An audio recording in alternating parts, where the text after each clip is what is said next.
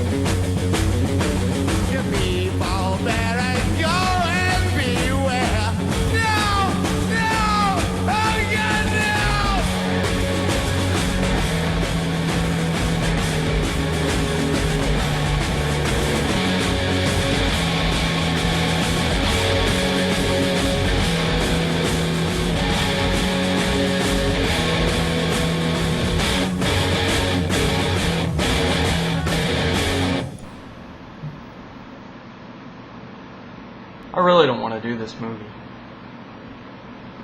I really don't. I don't even know where to start. This movie's that bad that I don't even know where to begin with its 10 tons of suck. I don't even know where to begin with this shit-tastic fuckfest of a movie. This movie was the most painful viewing experience of my entire life. I wanted this movie to be over about halfway through. I prayed like I've never prayed in my life for this movie to end, and it never came. It just seemed to keep going on, and on, and on.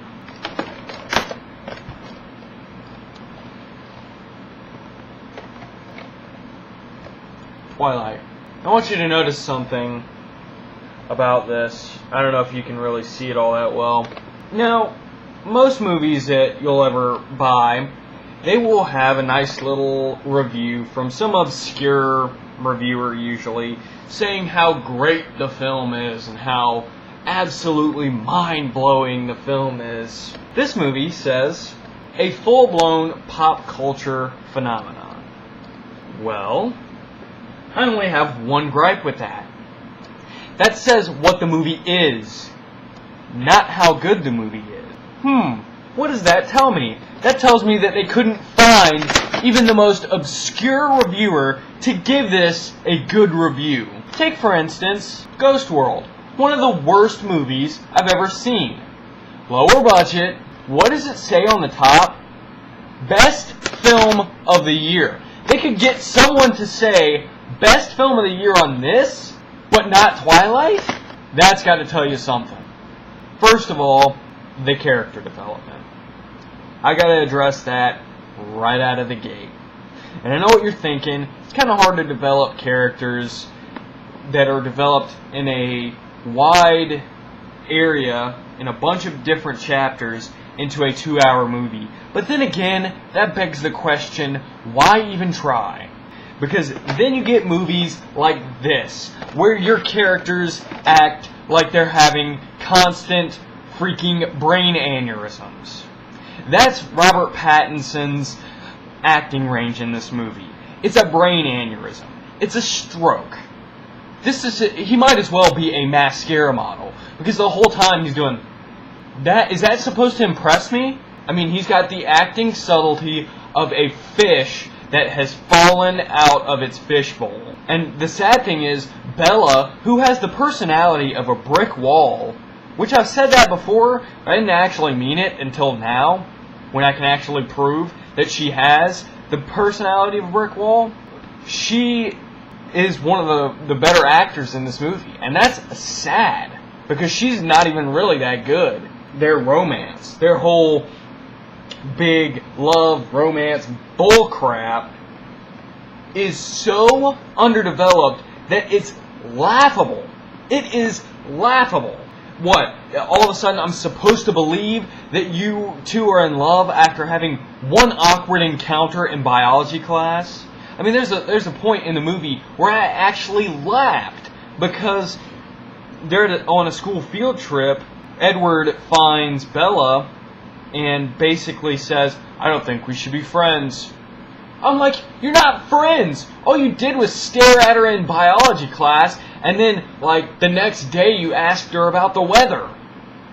You're not friends. You didn't start out as friends. You never will be friends. As far as I'm concerned, you're her stalker.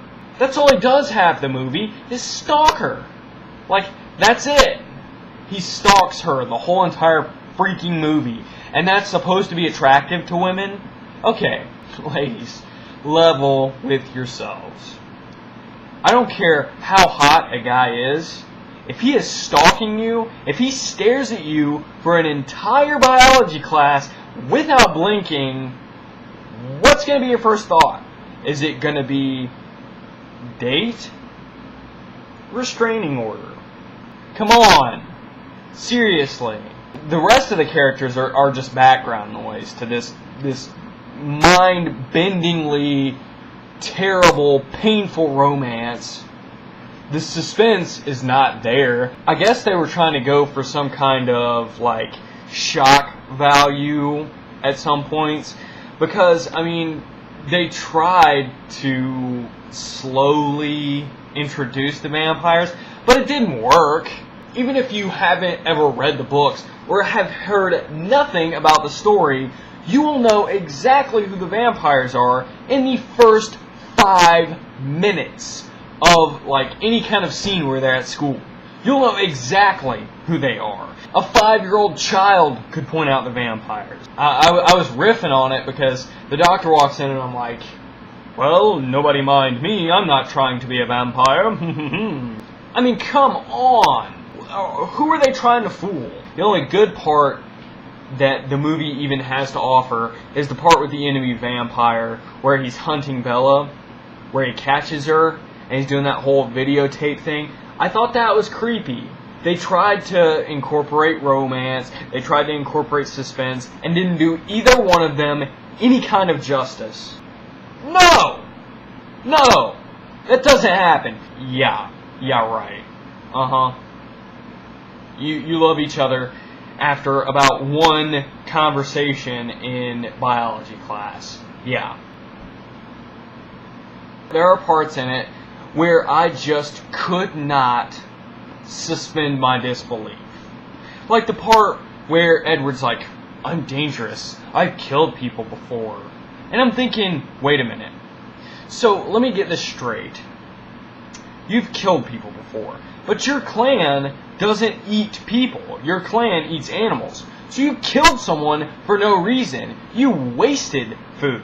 What, like you're glowing in the sun? Like, she's like, it looks like diamonds. I'm like, no, it looks like a first grader spilled glue and glitter all over you. I was the pale brooding asshole. Where was my, like, harem of women? Why didn't I have, like, a flock of fangirls following me? There's one scene about Bella that tells me exactly what kind of woman she is. The part where the enemy vampire is following her, she goes back home, essentially insults her dad, and says some pretty hurtful stuff, when all they would have had to do is think for 2 seconds and think, maybe instead of running away or taking her to, like, some weird place where she won't be protected, how about, Edward just invite them over to the Cullen house one weekend and go out and keep her safe, have like at least 2 or 3 vampires at the house to keep her safe, and then go out and ninja this other motherfucker. Why not do that? That's not a logical plan? No, you have to go home and tell your dad that if you stay, you'll regret it. Which is exactly what his wife said to him when she divorced him. and he hasn't been the same since. Yeah, real freaking nice, lady. This is your role model, America. This is the role model for your little girl. This is the role model for your teenager. This brick wall personality, little put me in solitary confinement, throw away the key, light the room on fire, stab me in the eye with a hot French fry, stab me in the stomach with 10,000 needles. That would have been a more pleasurable experience than watching this movie. I have to get rid of it. I just have to destroy it. I have to. It's like my role as a human being. To make this world a better place, I urge you, if you see this movie on any shelf, pick it up, stomp on it, burn it, whisper some kind of magical incantation, find a spirit ward, slap that sucker on the box, bury it, go as far as you can from civilized society, and bury this, whisper a prayer, and just hope to God that this movie does not rise back up from the black hole to consume you. That is the only hope for mankind. Because if this is the best that we have to offer as far as stories, we're doomed. We are doomed to die a slow death. That's my review of Twilight.